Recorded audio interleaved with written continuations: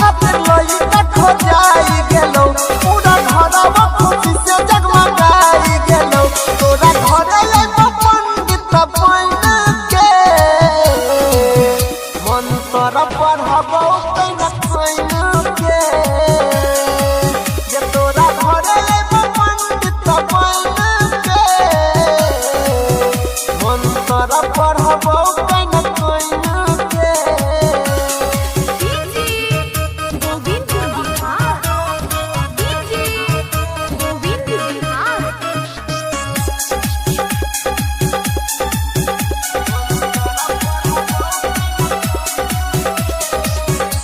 दोसरा के नाम के मेहदी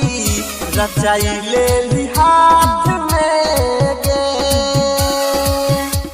देखे न पैबो तोरा दोसरा के साथ में गे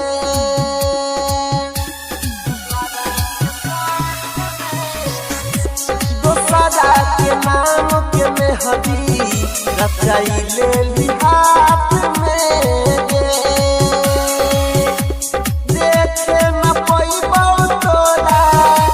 दोसरा के साथ में गे जन पेन्हले भी रसम वाला चूड़ी गे बोले रहो कवन मजबूरी गे नहीं पही हतै के करो जान के मंत्र पढ़बो कैना कोइन के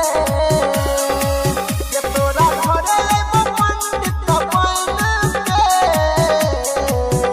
मंत्र पढ़बो कैना कोइन के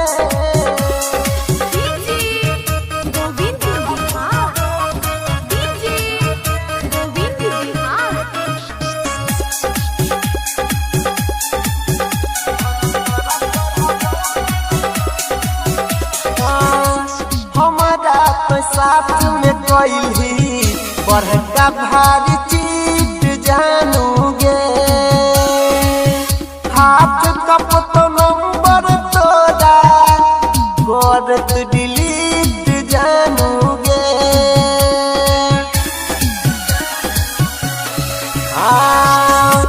हमारा तो साथ में कैली बड़का भारी चीट